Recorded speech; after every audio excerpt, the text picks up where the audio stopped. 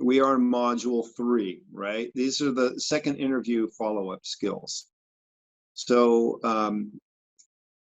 if you've attended all of them, you're going to get different takes. A lot of the stuff goes from one piece of the puzzle to the next. There's a lot of things that really follow through under the same thought process. So we're in module 3, but I'm going to expand a little bit, right? Okay, so let's go to slide 3, Mac, if you could. I'll talk a little bit about myself. So I was a Cal Poly grad, as you know. I graduated in '89. Kelly, who presented last time, was a classmate of mine. I took a little different approach. I like to say I crammed 4 years of study into 6 short years. So I had a lot of fun along the way. I started as kind of a C student entering Cal Poly, and I turned into an A student because I had to get my act together, and I did. So when I went to school, and I remember just like as yesterday, I was a little immature, but the key point is I learned to be effective, right? And what I want to talk about today is how you guys can do that, how you can learn to be effective. So what did I do in my career? Well, I started off becoming a guru. The Uniform Building Code, it wasn't very sexy to like really study this amongst all my friends, but I was able to get into this book and really tear it apart over a period of years. And I started hanging out with the guys who wrote it, the authors, the founders of the code. I understood everything about it. And then at a certain point in my career, I decided I'm spending a lot of time impressing my peers. And while there's a lot of ego satisfaction to go to the seminar and everybody wants to talk to you and your take on a new code provision, I switched gears and I became a guru of how people systems work, right? So I used that to leverage my abilities through others, and I became president and then on to CEO. More importantly, more recently, I took our company through a recapitalization, and right now I'm enjoying the fruits of past good decision making. So, I mean, to put it in perspective for what I would have told myself 30 years ago, I couldn't have imagined myself driving a Porsche Carrera to a beach house with a 180-degree view of the ocean and not even knowing if I'm going to stay at that house tonight. So I'm not saying this to brag or to toot my own horn. What I'm telling you guys is that this stuff works, what I'm going to tell you, and I want you to be successful. So what I'm telling you is stuff that you can employ, right? Guys, this is real world stuff that I'm going to tell you. Okay. And I hope you take it to heart, and I want to establish my credibility to you. So you know that this is just academic stuff. This is real world tested stuff, right? And another thing I got to tell you as I go along with this is nobody pulled me aside as I started and said, I'm going to engineer your success in the marketplace, right? When you get out of college, there's no syllabus. You don't have things laid out for you in nice modules, right? Therefore, you need to latch onto the resources that you find that are effective. And there's a lot of opinions out there as to you should do this or you should do that. So that's why I use the word effective. A lot of them ultimately aren't effective, and it's up to you to take charge of your own career. Okay, so let's go to slide 4. Okay, post interview. And I'm going to look at the questions kind of as I go along. So you guys feel free to fire your questions out, and I'm going to do my best to hit each and every one of them, right? Okay, so I'm not going to read this whole slide to you. You guys can look at it. A lot of this is kind of one-on-one stuff, right? Like work multiple leads, right? Be creative, ensure that you follow up, create next steps. And there's things here that say like, is 2 weeks an appropriate time period? Or, they say follow up. If you haven't heard 2 weeks, follow up. Well, in some cases, I'm going to tell you 2 weeks is too long. The hare and the tortoise, the hare is going to get the job if you wait 2 weeks and don't say anything. There's other times where it may be a more bureaucratic type of process that you're in, and you're going to know this probably by the company that you're dealing with and doing your own research. But maybe they're not going to, they're going to want you to wait 2 weeks before you respond, right? So the one-liner for all of this stuff that we're going to get into is that it's the winning attitude is the most important part of your strategy. Not only for all the post-interview and second interview questions, because it really starts to show there, but for almost everything and onward through your career, right? Now, I can't say that without telling you a little story. When I first became a CEO, they sent me to a CEO school.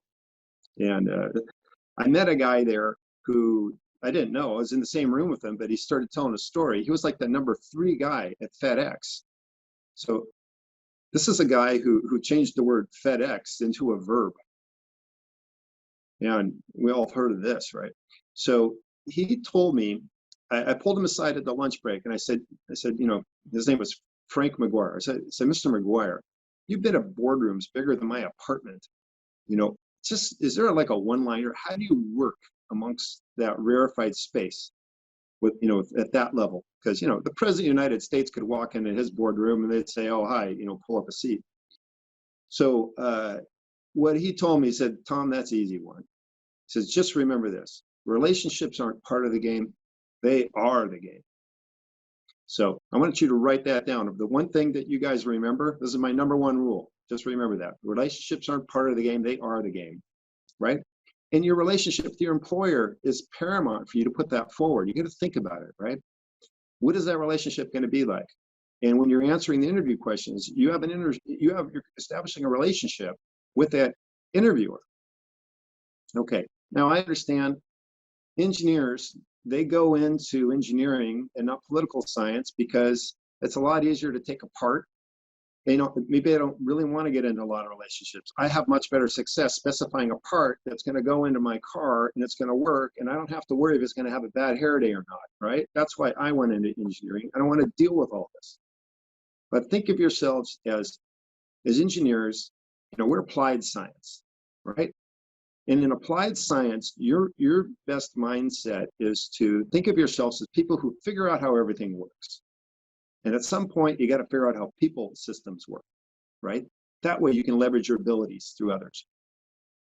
All right, engineers like formulas, right? So here's a formula for you, and you can take this one away too. So it's a quantity, right? Parentheses, IA plus LA times A.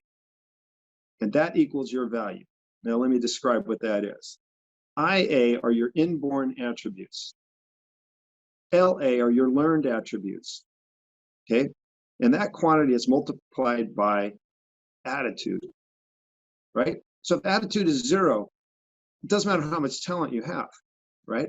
So I keep stressing. Now, what do I mean by attitude, right? And now, attitude is a little bit esoteric. So let's talk about what it is and what it isn't. Now, I got to mention a story. I was asked to kind of go into another company, and they thought they had kind of a bad attitude around the table. So I went and I sat, and there was a bunch of people with arms folded, and we had to change a procedure. And the youngest team member was a guy sitting directly across the conference room table. You know, I wasn't at the head of the table, I was at the edge.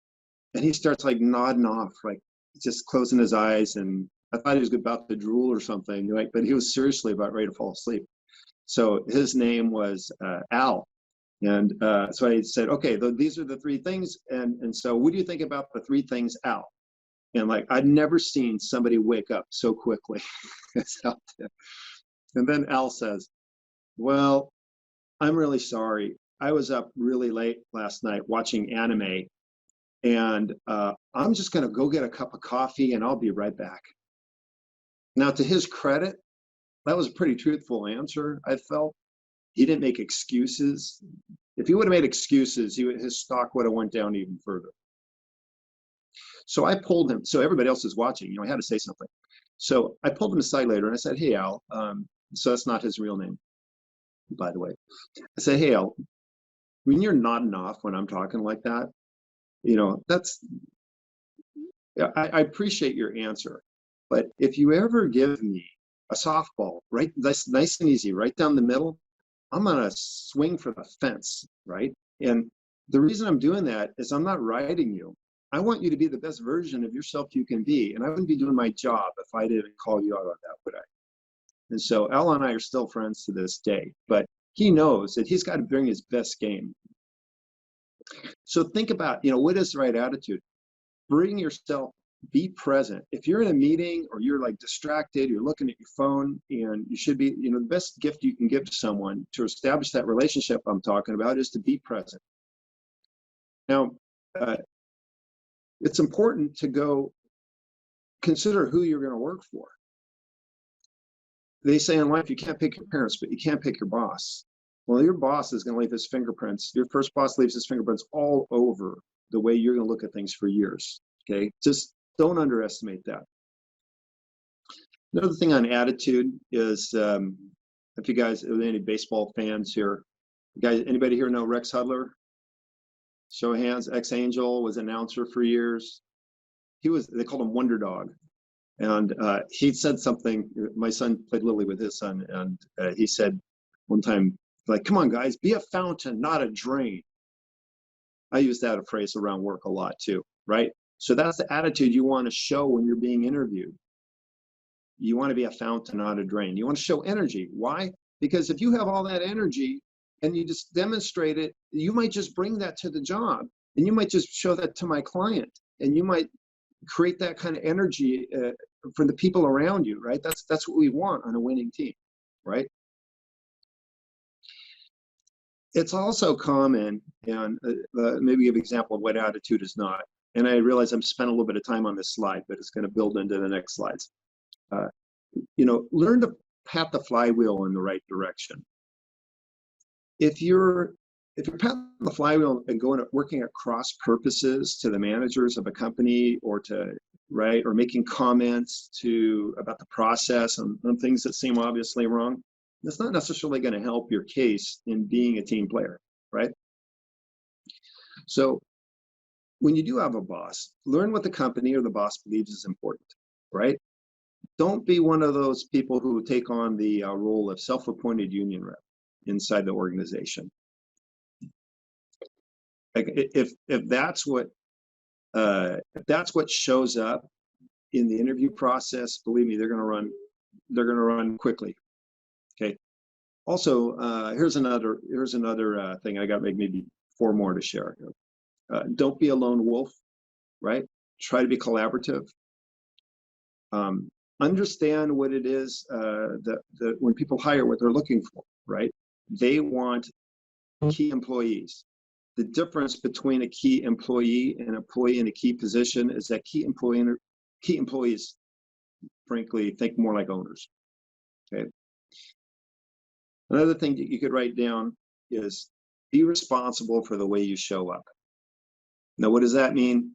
That covers everything from the way your mannerisms to the way you dress, right? To whether you deflect blame on others rather than standing up and accepting responsibility on your own.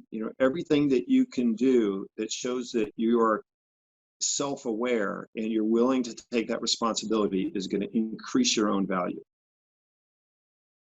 There's another lesson I learned early in my career. Actually, before I started working at VCA at a college, I had a co-op education at Burroughs, which is now Unisys Corporation, the big manufacturing facility. And the number one lesson I walked out of there with was never give your superiors the opportunity to say that you have wasted their time. So I'll save that story for another day, but never give a superior the opportunity to say you wasted their time, or clients. And then I guess the final thing, and this one's something for everyone to remember, and it's probably the most difficult, and that is learn how to speak truth to authority. One of the problems in the world is a lot of go along to get along. And if you can find ways to speak truth to authority without becoming a martyr in the process, that's a great talent to have. Okay, any questions on that? Let's see here.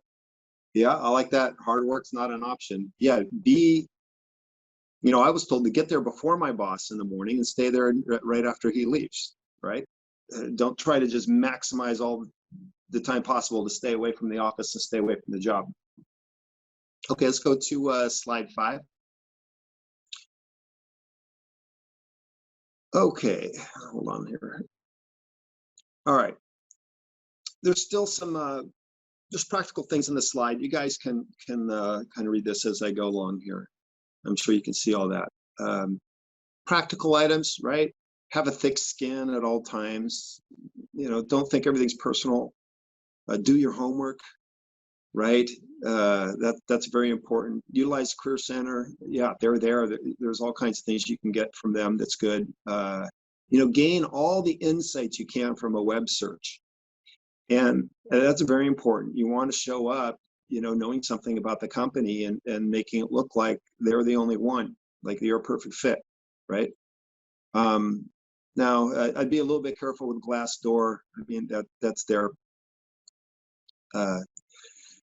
one of the most important things in how you would follow up and conduct your second interview is to understand the company, right? So what are you trying to understand about it? Well, number one is it a small company or a large company? In a large company, they're more process oriented. They're much more risk adverse. They have to create a process flow on exactly how applications are done to ensure everybody's treated fairly so they don't violate any labor laws, because there's a lot of eyes looking at it. In a small office, if it's just 3 people, then it's like it's the Wild West, right? They don't have a process. They're hiring because they're desperate, because they probably waited too long. Either is the company growing really fast? Are they growing very deliberately? Right. Now, it's also important.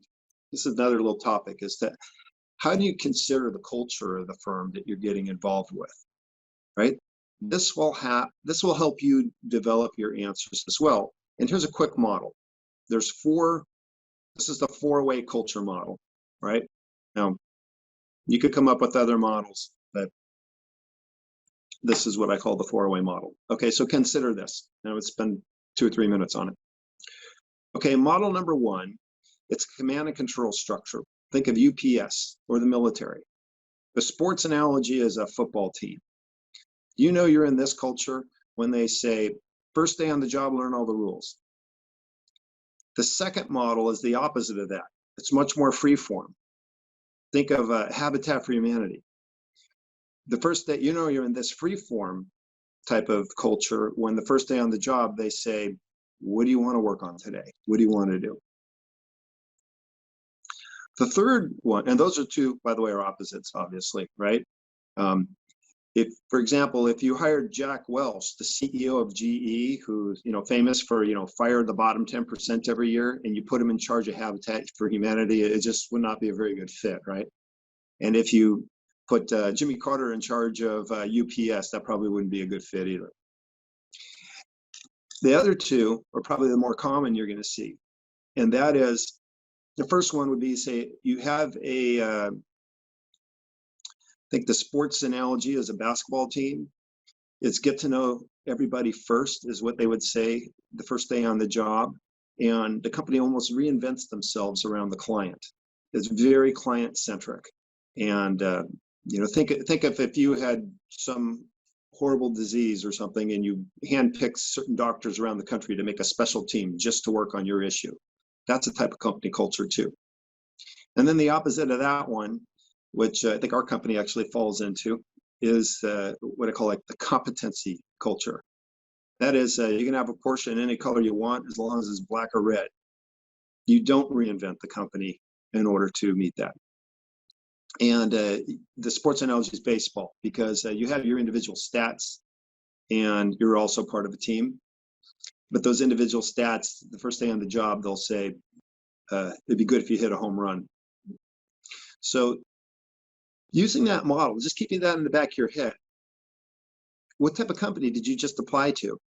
Is it command and control? Well, then if they tell you 2 weeks before you call, then you better wait 2 weeks before you call. If it's not, if it's more people-centric, it's like, well, it's okay to call multiple people. And so this should inform your approach, right? There's no pat answers here, right? All right, so in understanding the company too, in the interview, understand who in the process you're talking to. Are you talking to a supervisor? Or are you talking to the HR department, right? Now, if you're talking with a supervisor, this is the person you're going to work with, right? You don't want to pander. You don't want to show, that you memorize all the figures on the offer up, repeating everything on the website to them. Rather, you want to show them that you're highly anticipatory.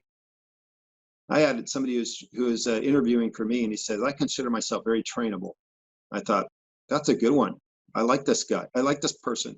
If they're very trainable, that means I'm not going to have to explain it 2 times. Some interviewers, some people come in and they have this kind of attitude like, my new fresh college thinking is probably going to revolutionize the way you do things at your tired old company. Don't go in with that kind of attitude. The person, if you're talking to a supervisor who's going to be hiring you, they want a clone of themselves so you can do half of the job that they want to do already, right? They don't want you to tell them that they're doing it wrong, right? And it's amazing, but people go in with that attitude, right? Another thing you can show the supervisor that I think would be very important is the willingness to be on the hook, to own things, right? I actually had a person working for me one time, and his attitude was, I didn't make a mistake here. I think your training program sucks. I think that's trying to blame this on me, right? All I could think of when he's saying that is like when Johnny Knoxville tried to return the rental car. It's like this guy was not going to be on the hook for anything. So show your energy, right? I like to ask questions like, tell me about the time when you went the extra mile. That's a great interview question, right? Because candidate A is going to say, oh my gosh, I have so many examples I can think of just yesterday. Let me tell you about this, right? And candidate B is going to say, let me circle back with you. I just can't think of anything like where I really excelled, right? Have some defined examples in mind. And when you're talking with those supervisors, the person you're really going to work with, those are the things to put forward. Okay, questions? Any questions on here? All right, well, it looks like I got my question answers already working overtime here. So thanks, Clark. Thanks, Mike. All right, so, okay, HR. HR, if you're talking with HR, they're tasked with compliance, right? They have to know the detailed hiring laws. And in large companies, they can be very risk adverse. In fact, they could be almost like a DMV experience in certain instances, right? So you want to expect a little bit of this kind of check the box attitude from HR. They just want a clean hire, right? They are not necessarily looking for someone who's going to go the extra mile so much, but depending if depending on the type of HR, depending on the attitude that HR brings to the organization, they may only be compliance mindset, right? So, those would be the ones to reject a resume for spelling errors and for, trivial things, wrong university or something like that, right? The supervisor's mindset is they need help, and if they could get someone just like themselves that could, if they could clone themselves, they'd probably rather do that in a lot of cases, right? So I don't know if there's questions on that, but know your audience. Okay, let's go to slide number 6, if we could, Mac. Okay, this one talks about the interviews some are being one or done, recruiters. Let's talk about recruiters for a second. Recruiters are a double-edged sword in my book.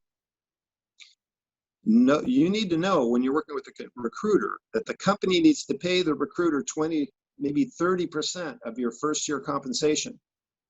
So it follows that if they have another resume equivalent to yours that is not through a recruiter, and all things being equal, why would they pay the recruiter, right? There would be a savings for them.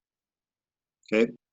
If the company already has an in-house recruiter, they may favor that recruiter as well, because they already spent the money on it. That's kind of a fixed cost. Why would they garner additional fees if the two resumes look like they're about the same, right?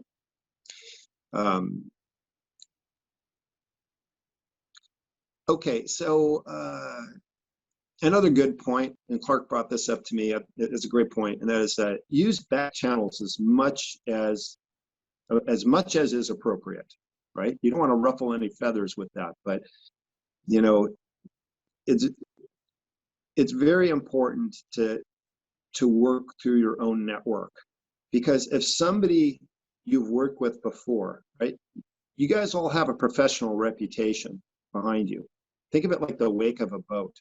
Whether it's just your classmates working on projects with you, or it's former employers, right? I'm not talking about using your grandmother as a reference who loves you no matter what you do. I'm talking about people who are your peers, who are going to be the toughest judges of character. And if someone through that kind of network is able to vouch for you to the employer, that's better than a reference.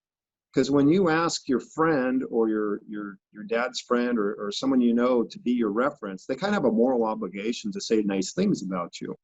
This is more independent, right? This is your wake that anybody should be able to tap into. This gets more important as you go along, right?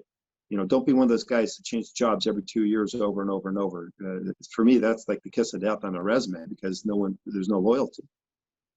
So I would say protect that reputation as much as possible. So if you do an internship, put that internship on LinkedIn. You know, I think LinkedIn is absolutely fantastic.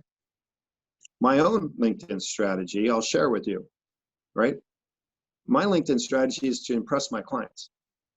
I never connect with recruiters.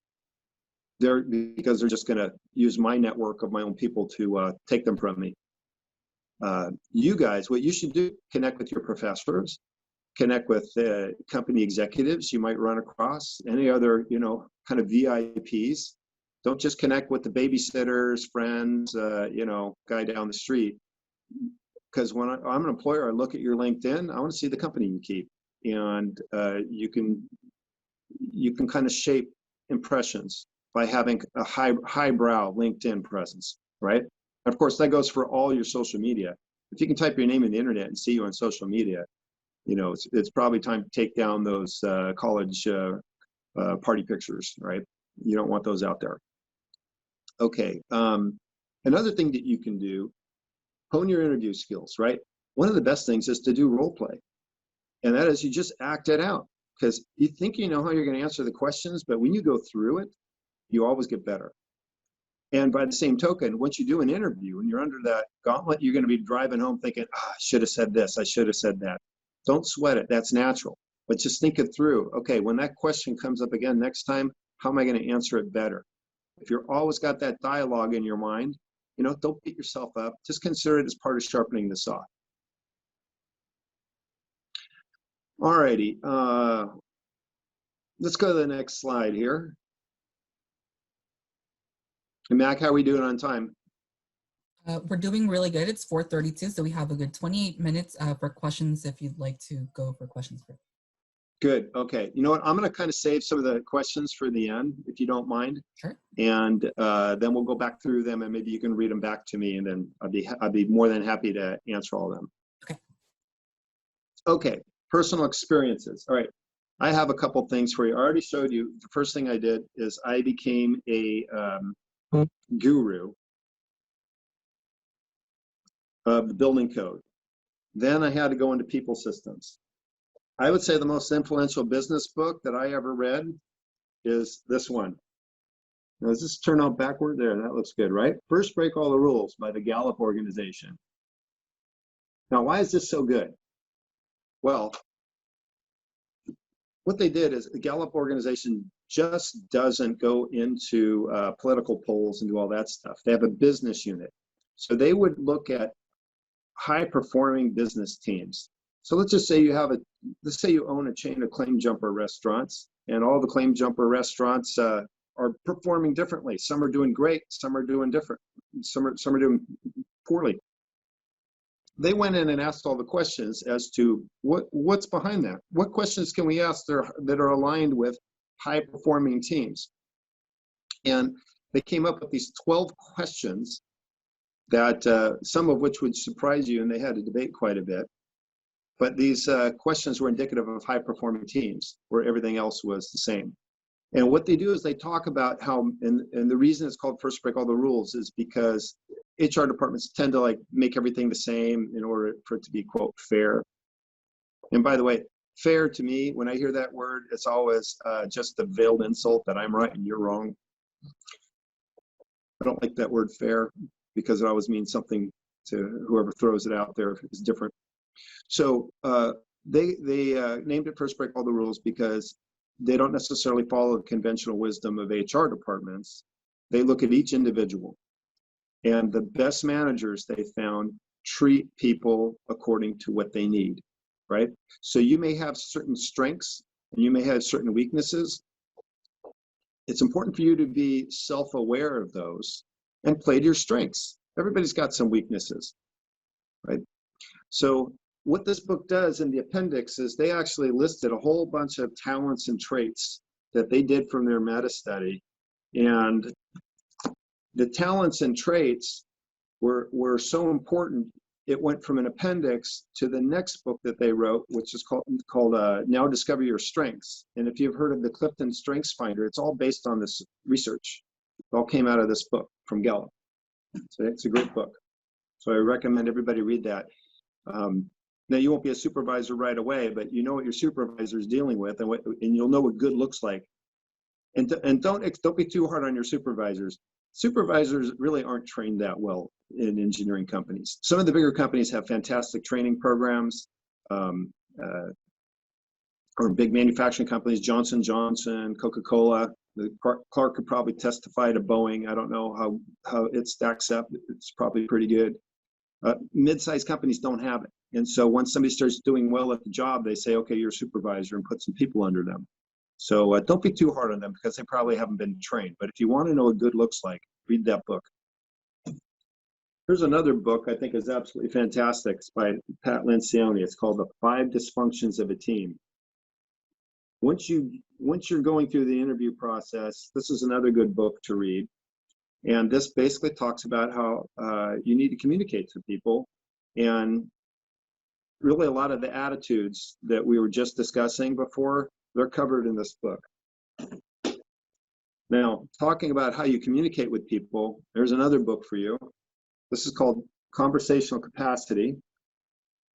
And this conversational capacity is basically the sweet spot between being able to speak up, yet still remaining curious. It's funny, we talk about this at our work. Whenever there's no curiosity in a conversation, we've deemed it dysfunctional by definition. And sometimes, you know, when you're working on a difficult issue to talk about, it's difficult to talk about. It can't, you fall out of that sweet spot. And, but the barometer is whether or not there's curiosity. All right. And one other thing that you might want to look at someday, and my business partner wrote this book.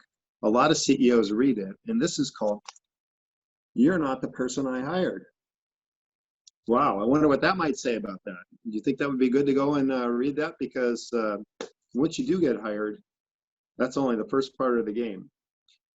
This is written from the employer's perspective, but it'll give you fantastic insight as to what they're trying to accomplish, right?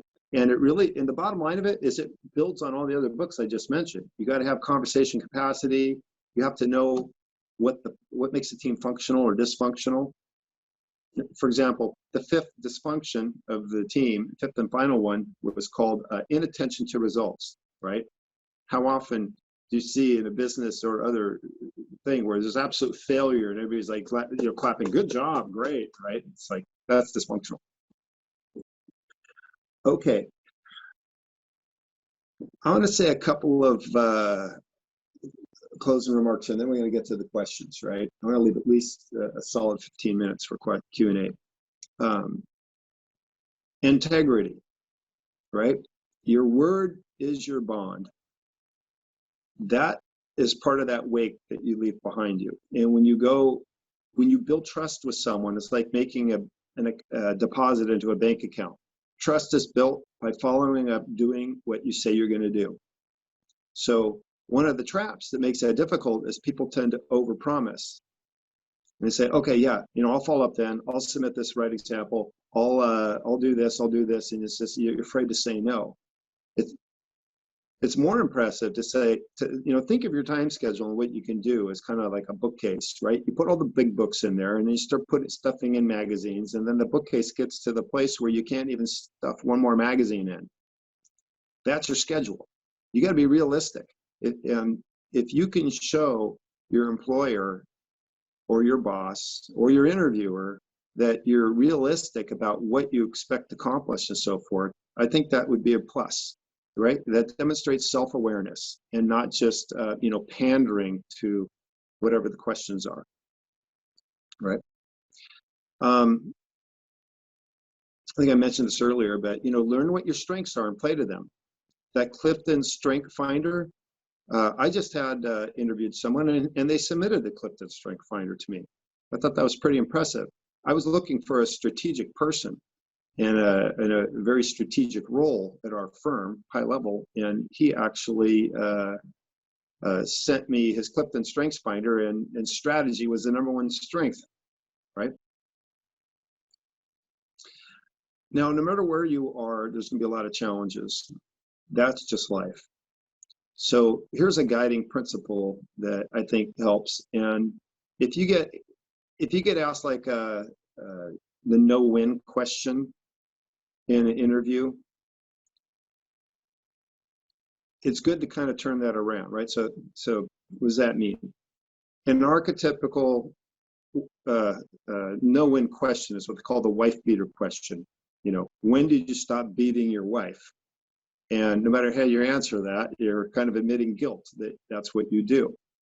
So the way to answer a tough question like that, a no-win question, is to say, well, if you're asking my position on domestic violence, I'm against it.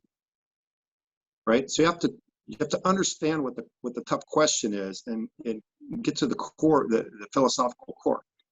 If you recognize that pattern, though, you can do it rather quickly. So I always try to tell myself, how do I bring out the best in any situation or person? So let me give you guys a little example of that. Let's say we're doing a second interview. You're a Cal Poly grad. And I know on the team, you're going to be, I don't want an engineer who just sits in a cubicle doing calculus all day. I need someone who can interface with the rest of the team. And I want to know if you're personable. So the first thing I'm going to ask you is, like, did you work on any group projects? And I'm going to assume that my college experience is like yours, that in a 5-person group project, a lot of times 2 of the people do like 80% of the work. And I'm going to find out if you're one of those 2 or not by asking you questions about what did you do, what if this condition would have changed, and see how far your head was in the game in terms of being able to execute that project. If you can't bring out, so if I ask you questions like, what would you do if you had a team member that wasn't doing their part? All right, that may seem like a no-win question. Because it's like, well, if you would have kicked them off the team or kind of fired them, that would have been seen as being too harsh. But then if you just went along with the bad results, then it's seen as being, not having the strength of character or the courage to take action, right? So you can get a lot of these, all kinds of forms of questions that it seems like there's no right answer because you're kind of, you could look bad either way.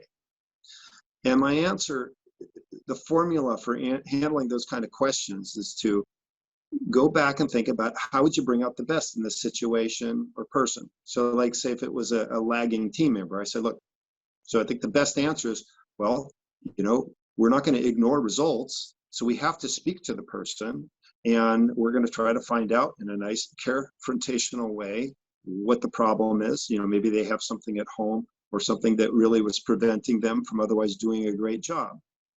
However, if that was just their attitude towards a job, we'd have to put a plan in place to either correct it or to get someone who's going to be effective, because after all, this is a business.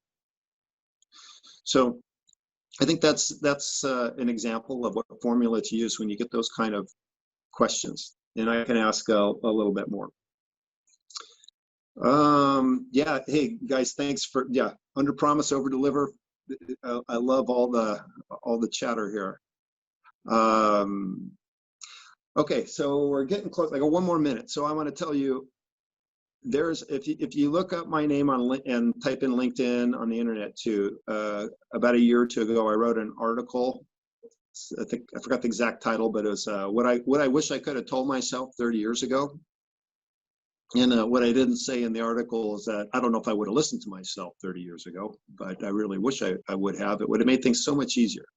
So I say, learn from your peers, learn from the other adults in the room, be curious, right? Don't go in with a know-it-all attitude, and realize from your 20s to your 30s, your 30s to 40s, every 10 years, you're going to get a little bit of wisdom, and you're going to look at things differently. I look at things much differently now, being 56, as I did when I was 26. Okay, with that, Mac, do you want to open up for questions? Sure. Thank you, Mr. Van Dorp, for that wonderful presentation. There was a question that Mr. Beckich already answered, but I think it's important that we bring it up again. Let me just get it here. So it's specific about, follow-up. Hello, this is from Cesar Silva. Hello, Mr. Van Dorp. Thank you for speaking with us today. If you haven't followed up with a potential employer in over a week because of school, work, or life, how would you reestablish a good rapport so as to re-engage that potential employment opportunity? Well, I don't think 1 week is too long, but let's just say it was a month or something. That's too long. So, but whatever it is, if you feel it's too long based upon whatever conversation they had, just say, hey, I'm sorry, time got away from me. I'm very much interested. I'm still here. I'm curious as to the next steps. And if they say, oh, sorry, the position's filled. Okay, just, hey, well, please keep my resume on file for next time. Love your company. If you have any career advice or any other advice how I could interview, I'd be all ears. If not, we'll move forward. Hey, Tom, just to add to what you just said, thank you for that. And I'll just say that in the response in the chat box, I said that, we all know, we as professionals, we as leaders in the organizations and the companies that we lead, we all know life happens, right? We all know that things happen that cause us to not be able to do, things in a timely manner or whatever the case may be. And all I offered in my response was, just tell them the truth, be honest, tell them the truth. That's really basically what I said. Yeah, if someone's going to, get a week, stick an extra week into the cycle without talking about it, it's probably going to be the employer, because, the reason they're hiring is they're probably so busy that they need help. So yeah, they can easily get away with you, and we've all been through it. Good point. All right, Mac, what else we got? So we don't have any, there were questions that Mr. Rucker and Mr. Beckich already answered pretty well, I think. Is there, students, if you have any more questions, please feel free to put them in the chat box. Hey, Mac, just so you know, Tom can answer any of those questions that we already addressed. So if you want to give him some of those, please feel free. Sure. Okay. Yeah, who knows? I could answer a little different. You never know. Sure. So Leon Lee asked, how would you recommend balancing being a team player and not simply being a yes man? Is it a matter of is it a matter of paying your dues? That's an interesting twist. Is it a matter of paying your dues? I think that's a separate question. Okay, so being a team player, I touched on this a little bit, right? You know how you need to speak truth to authority, but there are some organizations where when you're new, they don't want to hear from you. You're there to help and to learn, and not to run in with an attitude of you're doing it wrong and we're going to do it. I have a better way of doing it. So, yeah, there's a wisdom of knowing when to pay your dues. But here's the bellwether: if you be able to tell in the meeting if they're curious, if you sense the curiosity levels, like if I go into a meeting and I say, all right, everybody, we're all marching down the path on the left, and it's time to get going. If there's any questions, I'll explain it again. Okay. Now, if I said it like that, what level is my curiosity? Pretty close to zero, right? I'll explain it again. But if I go into that meeting and I'm saying, I think we all need to march to the left. This is the path. I thought about it. Here's the reasons in favor of it. But if you agree with me, I don't need to hear from you. But if you don't agree and I have a blind spot, I need to hear from you, right? So, what would the worst critics say if we were to do this as a group? Now I'm exhibiting probably the highest degree of curiosity, right? So there's some clues there. If in the meeting you sense that there's lack of curiosity, well, it's probably not a good time for you to stand up and start, saying something contradictory to the group. But if the group is genuinely embracing that and they want to get your opinion, just say, look, is it okay if I share? I have another take on this. You'll learn right away if you made the right choice or not, just by how everyone else is looking at you. And sometimes people in the presence of authority, because I'm a CEO, they're afraid to say.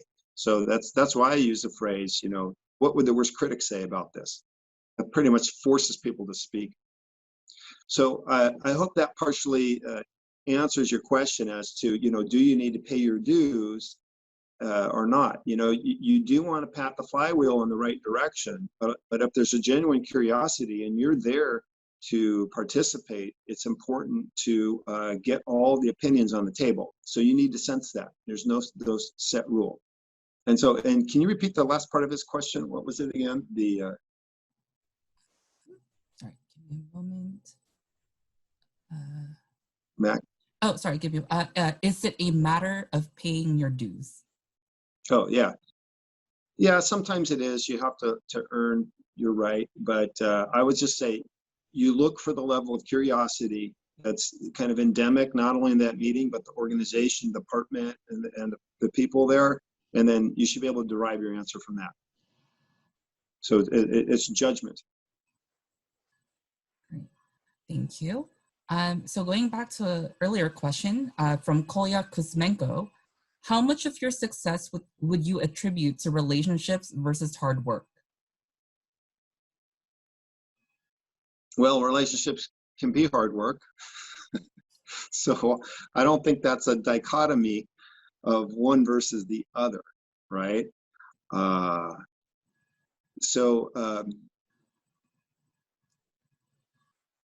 would say that I did that, I became a guru. I'll call that the hard work part. I don't want to be misconstrued. I found in business, no matter, like I looked really young for my age. And I'd walk into these meetings with these rednecky contractors at the beginning of my career thinking, oh boy, this is going to be, I wish I had a big brother on the playground. And I found right away that as long as I knew my stuff, I knew what I was talking about and I was prepared.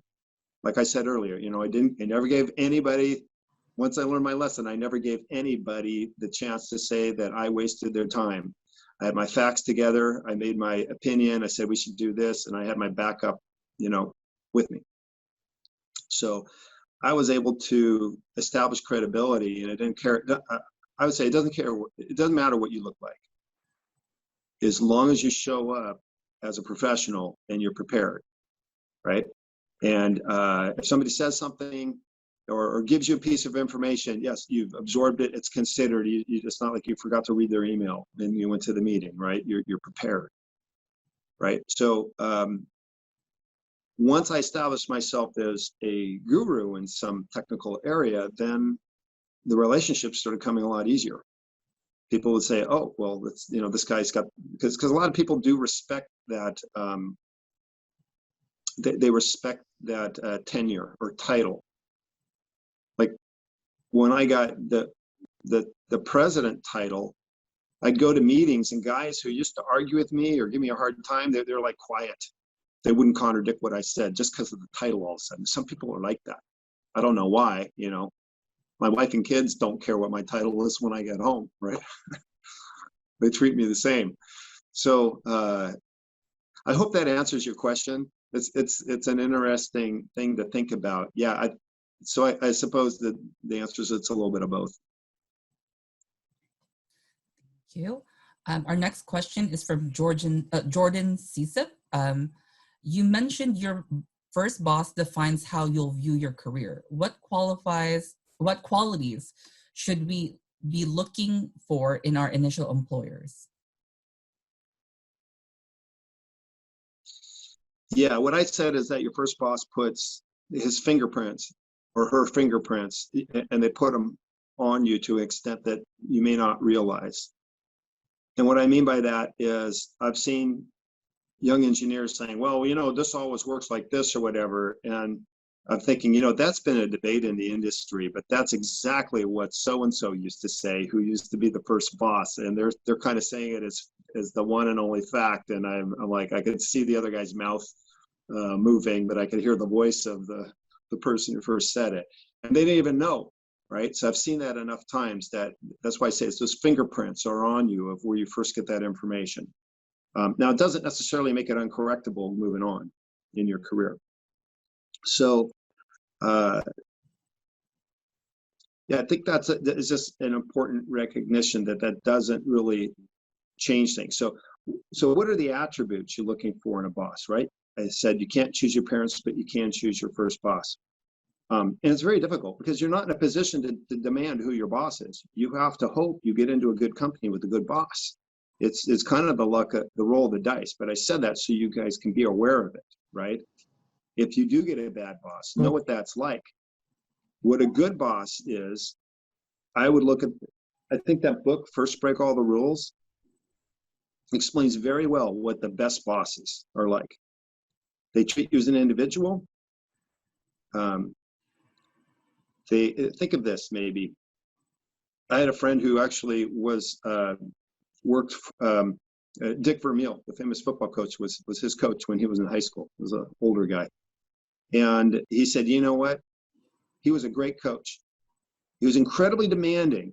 It wasn't easy, but he was incredibly supportive at the same time. And he brought out the best in everybody in our team. And said, we went, all league that year. So what you want out of a good boss is you don't want someone who's just your friend, who's going to, let you get by, give you a cushier job, reward you with a position of less being on the hook and less responsibility and less actual work, right? More days off. That's not the best boss. The best boss is someone who's going to drive you to be the best version of yourself that you can possibly be. So think of it as like a coach in sports, right? Incredibly demanding, but the players would walk over hot coals for him. Great, thank you. I just want to remind everyone it's 4:57, so we'll be able to probably take 2 more questions at this point. So the next question is from Eric Arjueta. How does one go about following up when one was not able to get the interviewer's contact information? Is following up through LinkedIn okay? Well, it's an interesting question. LinkedIn is not direct email. People have to log on in order to see it, and it may create an extra step. So if you think that they're already on LinkedIn and that's how you've been communicating the whole time, then it's probably a safe bet to continue in that manner. You don't have to write them a posted letter to their place of business, right? Because they're probably working from home anyway. So if they don't, well, I'd say one thing is make that be a checkbox for the next interview is don't leave there without the contact information and create a next step. How do you want me to follow up? What's an appropriate time period? And, is there someone, if I have additional questions, is there somebody I could call? And if you have additional questions, would you like my contact number? I'm in classes during this time, but you can call me on evenings, no problem, right? Maybe have that conversation towards the end of the interview and put that on your little mental checklist. Don't leave there without the next step. I hope that's helpful. Just an add-on to what you just said. One of the things that we try to encourage people to do, not only like you just said, is get the information, but also if somehow, some way, the company contacted you via a recruiter, via an HR person. Somebody contacted you to invite you to that interview. If you can't get in touch with the hiring manager, at least reach out to the HR or the recruiter. Good point. Thank you very much. We can probably take one more question if one comes up in the next minute or so. But if not, okay. I don't have any more questions for you, Mr. Van Dorp. We just wanted to say thank you very much for taking the time to talk to our students about this important skill in terms of interviews. Thank you as well to the DLB members for being here, for answering questions for them. Students, please make sure you show your appreciation to our DLB members and Mr. Van Dorp on the chat box. And thank you very much for being here. Have a great weekend to everyone. Thanks. Yeah, last thing I'd like to say is, everybody, I hope you have a great weekend, and never get drunk at a company event. This is something you're supposed to figure out in college, right? And I understand you have to first learn how to drink irresponsibly before you can learn to drink responsibly. So make sure you drink responsibly. Thank you very much. Hey, Tom, thank you so much. Very much appreciate you doing this. Thank you. All right, Clark. Yeah, Clark, that was not directed towards you at all in any way. I hear you, man. I hear you. All right, everybody. Have a great weekend. Thank you all. Have a good weekend. Have a great weekend, everybody.